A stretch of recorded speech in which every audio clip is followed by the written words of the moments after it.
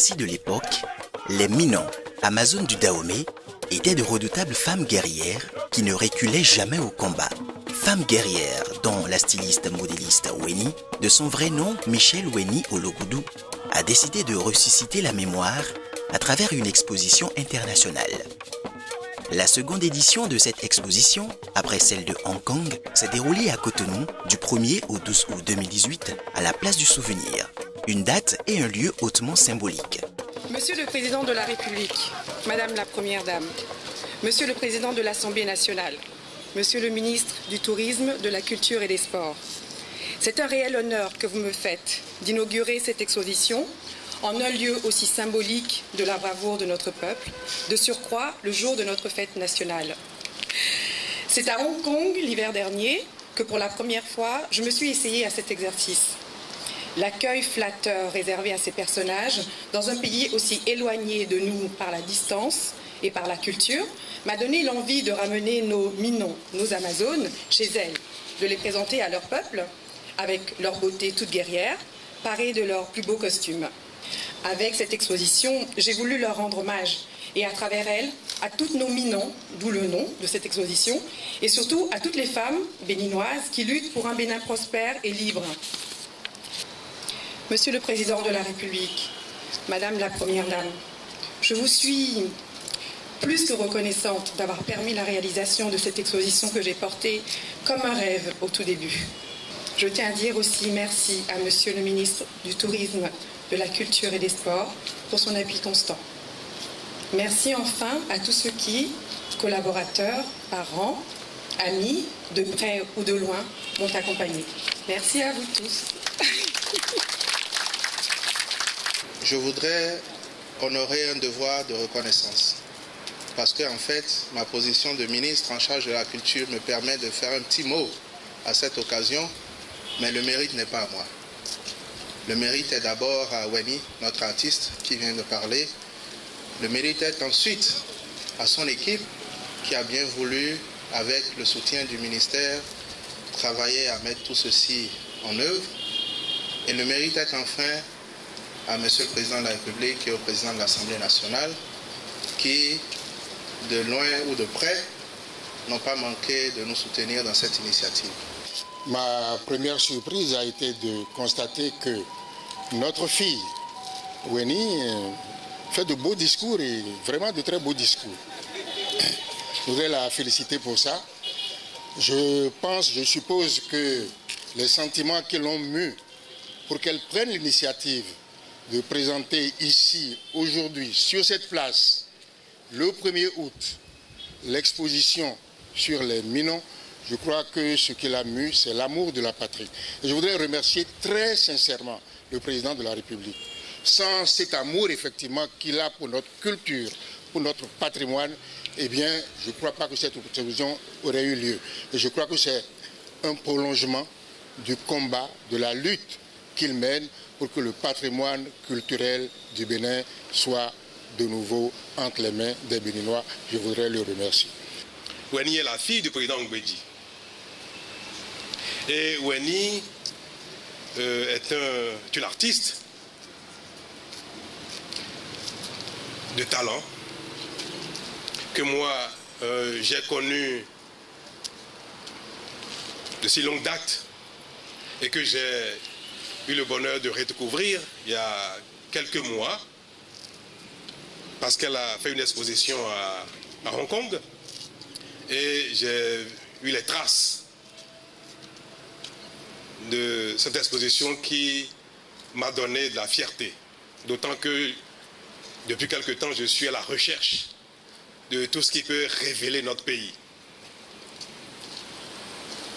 Et je l'ai rencontrée à Paris, d'où lui exprimer cette fierté, ma reconnaissance de ce qu'elle est et le fait de participer, peut-être sans le vouloir, à mon programme d'action. Et j'ai vu que l'objet de son exposition à Hong Kong était quelque chose qui me tenait à cœur personnellement et qui rentrait également dans le programme d'action du gouvernement. Nos valeurs d'aujourd'hui et d'hier. les Amazones.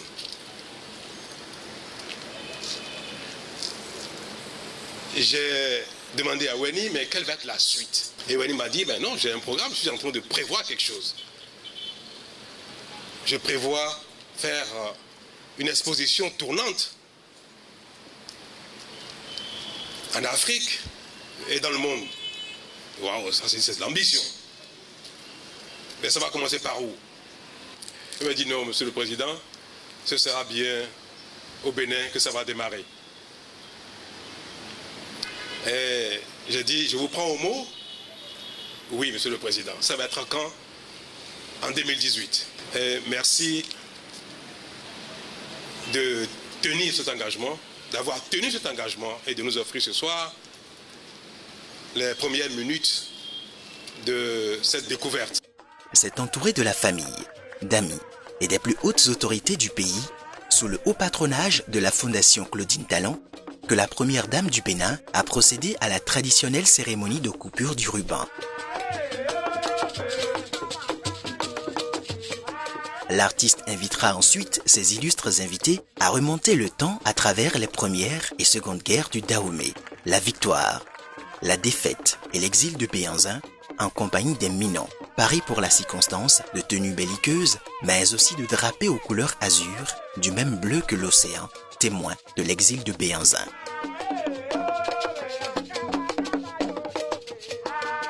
Du sol couleur latérite, entouré de branchages, au cocktail typique de la région d'origine des Minons, tout vous replongeait dans l'ambiance des heures chaudes de l'invasion du Dahomey, où ces femmes guerrières ont donné leur vie pour la patrie. Bon, c'est d'abord un sentiment de fierté, le talent de l'artiste, et puis cette volonté de travailler sur un sujet qui nous concerne tous et qui concourt à la révélation de notre pays, de nos valeurs, ce qui, au-delà de la beauté de l'art, comporte un aspect d'intérêt. C'est un sentiment de satisfaction et puis, on va dire quoi, de bonheur. De bonheur.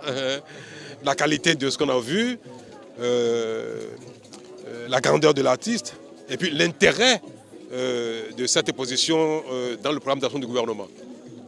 Donc désormais, Weni fait partie donc, de l'équipe chargée de mettre en œuvre le programme d'action du gouvernement. Vous ne l'avez pas programmé, mais c'est ainsi. Bien, moi, je trouve que la symbolique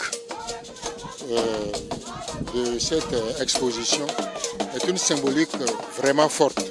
Nous sommes le 1er août, qui est la fête de l'indépendance du Bénin, et nous sommes à la place de souvenir, qui est le souvenir d'une lutte menée par le peuple béninois contre l'envahisseur. Et donc que cette exposition soit faite représentant les Amazones, je crois vraiment que c'est quelque chose de très important. Sur le plan culturel, eh bien, je crois que c'est une prouesse d'avoir presque restitué en nature les scènes, les personnages qui ont caractérisé cette lutte de notre peuple lorsqu'il y a eu la première guerre, puis la deuxième guerre contre l'envahisseur colonial. Vraiment, je suis très, très heureux de cette exposition. Vous savez, pour moi, mes expressions sont excellentes, mais je voudrais confirmer que c'est devant moi que le président, à Paris, lui a fait part de son intérêt pour ce qu'elle fait et de son souhait de l'avoir organisé le 1er août, à l'occasion des fêtes du 1er août, son exposition au Bénin. Donc c'est un projet qui est concrétisé et c'est avec une certaine émotion que j'ai suivi ce qui a été dit, que j'ai écouté les présentations que Weni a eu à faire. Je la connaissais déjà dans un autre cadre culturel ici. Elle participait déjà à Moody's Art. Mais là, s'affirmer elle-même à travers ce qu'on a vu ce soir, c'est une chose extraordinaire. Elle aide notre pays à se révéler. Écoutez, c'est des impressions de grande satisfaction et de grande fierté. Fierté de voir le génie de Weni s'exprimer encore et surtout de voir que cette fois-ci, elle nous invite à redécouvrir un élément essentiel de notre patrimoine, les Amazones. Vous le savez, ces braves femmes qui ont combattu dans le royaume du Dahomey incarnent pour nous, au-delà de la guerre, un certain nombre de valeurs, la loyauté, le courage, la bravoure. Et ce sont des valeurs que nous souhaitons célébrer et même immortaliser. Bah, écoutez, moi la première impression que j'ai, et comme les gens disent habituellement au Bénin, le Bénin n'a pas à rougir de quoi que ce soit parce qu'au Bénin, nous aussi, nous sommes à la hauteur de. Donc j'ai tendance aujourd'hui, après avoir vu l'exposition, à dire mais bon Dieu, je peux être fier de mon pays parce qu'il y a des choses qui s'y passent. Hier, nous avons, certains d'entre nous, sinon la majorité, nous avons visité au crépuscule une très belle exposition et surtout nous avons voyagé à travers l'imaginaire et d'une artiste et à travers un kaléidoscope de couleurs, de formes, de matières de Winnie. Elle a recréé pour nous minutieusement une histoire, mais par-delà, elle a aussi donné une très grande touche culturelle et artistique à sa présentation. Elle nous a présenté les Minons, les Agodjiers. Permettez-moi de décourter un peu cette présentation et de vous présenter l'éminent panel qui va répondre à vos questions et à vos interrogations ou qui va vous apporter des informations complémentaires. Alors, tout honneur à tout seigneur, je commencerai par Madame Sonia Wenoude, qui est médiatrice culturelle. Elle a reconstitué l'histoire illustrée à travers des traces de bandes dessinées, particulièrement de la lutte et de la résistance du roi Béhanzin. Puis nous aurons Djimassé Gabin Bernard, qui est à côté de Madame Wenoude, qui est historien, qui est chercheur, qui est directeur de l'Office du tourisme d'Abomey et région. Puis, nous avons à côté de lui un ancien, un aîné, qui n'est plus à présenter pour certains. C'est Dondi Chao de la lignée royale d'Ekpengla, qui est un détenteur de tradition orale. Et enfin, je conclurai par le professeur Assogba, docteur Assogba Kovi Raymond, qui est maître assistant de sociologie à l'UAC à Abomey-Calavi, qui enseigne la socio-anthropologie et qui enseigne aussi ce qu'il appelle la nouvelle science, la bologie. Je vais un peu reprendre ce que M. Cordotti a l'habitude de dire. L'historien, quand il fait ses recherches, il s'arrête devant la porte de la chambre du roi. Et l'artiste peut se permettre de rentrer dans l'intimité du roi. C'est-à-dire, avec son imaginaire, essayer de recréer. Et Béhanzin, pour nous, a été un rêve de longue date. Je dirais près de 10 ans, parce que qui m'a amené à faire des recherches, à faire une soutenance sur la bande dessinée, parce que j'aimais pas ce regard qu'on donnait à nos héros dans certains écrits, dans certains livres, parce que pour moi, je dis, il est bien que le chasseur raconte son histoire, mais il faut que le lion aussi ait sa part de vérité à dire.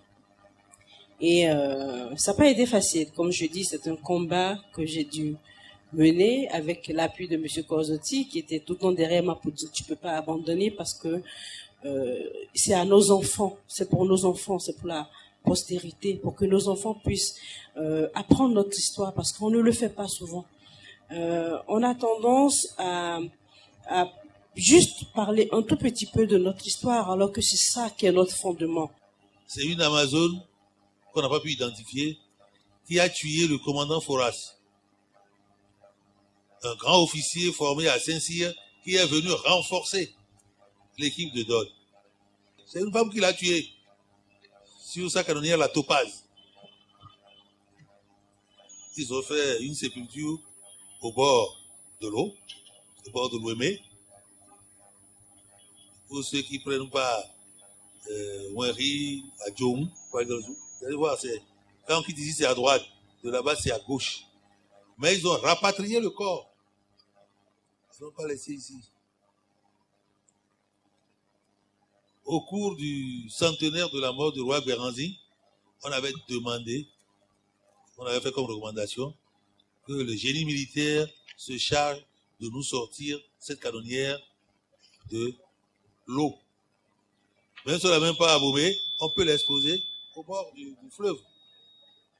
Malheureusement, ça n'a jamais été fait jusqu'à présent. Elle ne reculait devant rien. Elle bravait tout. Ce sont elles qui faisaient les promesses les plus inimaginables au roi. Et quand elles ne réussissent pas, elles se suicident. Donc c'était une armée d'avant-garde du temps romain. Si on a parlé du temps romain jusque-là, elles ont joué un rôle très très important. Elles sont pratiquement à plus de 75% de la réussite de cette histoire qui a été révélée par la guerre de conquête coloniale. Une nièce de Tassi Hangbe s'est donnée volontairement à combattre aux côtés des hommes au moment où l'armée féminine n'existait pas. On l'appelle Agbadjakpe. Elle s'est habillée, armée, et elle a combattu aux côtés des hommes guerriers. Elle est rentrée, tout comme tout le monde, et elle a été la première exemple des femmes amazones. Une seconde fois, il y a une nommée Zorochen. Et c'est Zorochen qui a incendié la colline de Hopore. Et durant quelques heures, Boré a été conquis. Donc, deuxième exemple. Et à partir de là, l'idée d'Amazon est arrivée dans tous les milieux. Les Agodiers sont jusqu'au boutistes. Elles ne pensent pas à l'échec ni à l'insuccès. Parce que pour elles, elles utilisent des beaux. Et les beaux sont des savoirs qui associent les règnes minéral, végétal, animal et les émotions humaines en vue d'agir sur la contingence, c'est-à-dire prendre avantage sur la joie, la haine, les conflits, mais surtout atteindre un objectif. Et pour le faire, vous voyez un peu dans ce qu'on appelle le mot certitude, pour elle, les beaux constituent les supports de la pensée et de l'action. Et c'est ce que le professeur a théorisé sous le concept de Bodhicée. Les Amazones, comme je dis, ce n'est pas ma propriété, c'est la propriété de chacun d'entre nous. Moi, j'apporte une première pierre, ma modeste pierre, avec mes modestes connaissances. Pour avancer et pour approfondir même un travail artistique, il faut avoir de bonnes références, de bonnes connaissances. Et il était évident, pour un travail riche, futur ou même présent, de rencontrer des vrais acteurs de la culture et de l'histoire de notre pays, et notamment des spécialistes en matière d'Amazone, d'Agondjé, comme on les appelait dans le temps. Donc c'était évident pour moi de rencontrer toutes ces personnes et de permettre aussi à un grand nombre de personnes de se poser toutes les questions que nous avons sur ce sujet-là, de manière à ce que à l'avenir, nous puissions nous-mêmes, avec tous ces éléments récoltés, que nous puissions réécrire à notre manière notre histoire avec nos vrais mots, les sens originels de ces mots.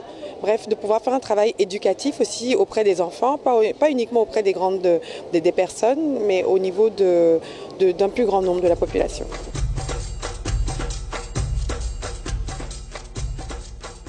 Le public béninois était au rendez-vous. Plusieurs guides touristiques accompagnaient les visiteurs à travers les différentes étapes de l'exposition. Visiteurs qui, curieux, écoutaient religieusement les explications des guides quant à l'histoire et au vécu des Minans, les Amazones du Dahomey.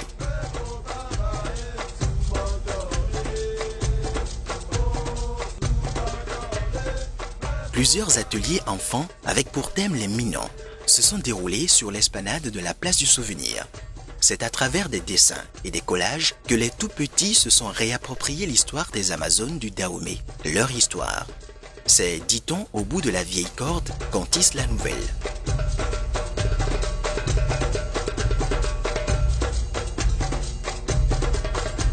L'équipe, malgré le succès national et international de l'exposition Minons, avait tenu à refaire une fois le parcours guidé de la cité des rois du Dahomey.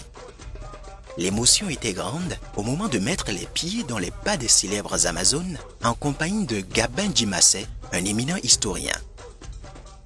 J'ai dit à partir du règne du roi Tegbessou, les ministres ont une tenue uniforme pour les cérémonies au palais ici. Cet uniforme, c'est un grand boubou Yoruba qu'il a amené du pays Yoruba, comme il a séjourné là-bas, qu'on appelle Agbada. C'est ça qu'on met. Mais le derrière reçoit une broderie, pas une broderie, une applique. C'est les toiles appliquées que les Yémadiens font. C'est les tisserands qui ont tissé le boubou. Maintenant, les autres mettent l'applique derrière. L'applique derrière pour identifier l'intéressé par rapport au roi qu'il a consacré et le rôle qu'il joue. La visite des palais royaux d'Abomey aboutira à une célèbre place, la cour des Agodiers, nom donné aux Minons par le roi Guézo en hommage à leur force et à leur bravoure. L'étape suivante était un peu plus pénible, car il a fallu se frayer son chemin dans une végétation assez touffue. Mais aucun effort n'était assez grand pour l'équipe, résolument lancée sur les traces de ces intrépides guerrières. Si les ruines de leur camp d'entraînement dataient probablement de la période de Béhanzin, il est une femme qui, elle, revendique fièrement la maternité des Minons. Dans son palais, devenu le temple du culte voué à son ancêtre, l'héritière de Tassi Rangbe, reine du royaume du Dahomey de 1708 à 1711, recevra la petite troupe assoiffée d'histoire et de légendes. Vêtue de tous les attributs de la royauté en pays fond, au Dahomey, la reine Rangbe affirmera haut et fort que son illustre devancière a combattu Ali Sezon pour sauver le royaume de son père à la mort du roi Akaba, son frère jumeau, et cela alors même que les hommes avaient fui devant l'ennemi. En compagnie des femmes courageuses comme elle avait tenu tête aux adversaires et sauvé le royaume. On lui doit la place qu'occupaient les femmes dans la société traditionnelle fond du Dahomey.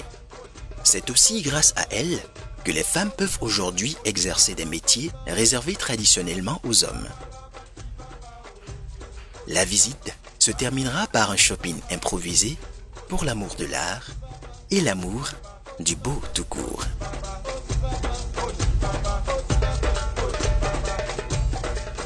Les vitrines de droite représentent le corps des chasseresses. Celles de gauche, les fusillères, bien distincts par leurs vêtements, dans leurs accessoires également. Elles sont complètement reconnaissables en un coup d'œil. Ensuite, vous avez, comme je vous ai dit tout à l'heure, la partie Béhanzin, qui était représentée par 5 points. Le premier point, la guerre, la première guerre avec la France, qui les a révélés au monde. C'est à partir de là qu'on s'est rendu compte que les Amazones ne sont pas un mythe, mais une réalité. Deuxième silhouette qui représente la victoire, qui est trop courte selon moi dans les livres d'histoire. Il y a juste une ligne qui explique que les Amazones ont gagné. Mais non, elles ont réellement gagné. C'est un moment victorieux pour nous et il fallait le cristalliser. Troisième instant, la deuxième guerre avec la France. Je n'ai pas voulu parler à l'issue de ce schéma, à l'issue de cette silhouette.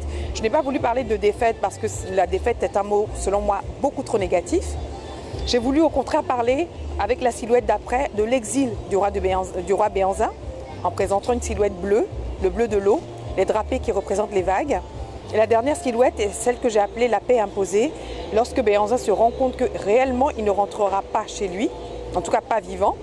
Et malgré tout, il continue à user de tous les moyens qui sont en sa possession, c'est-à-dire les historiens, les journalistes martiniquais, son fils, tout tout ce qu'il peut trouver pour parler de lui, pour faire parler de son Dahomey, il les a utilisés jusqu'au bout. Et c'est ça en fait que je voulais que les étrangers retiennent du Bénin, c'est-à-dire des gens qui ne baissent jamais les bras, il n'y a que la mort pour les arrêter. C'est ça que je voulais, le message que je voulais transmettre, celui que j'ai en tout cas moi compris de Béhanzin, c'est ce message que je voulais retranscrire à travers les Amazones.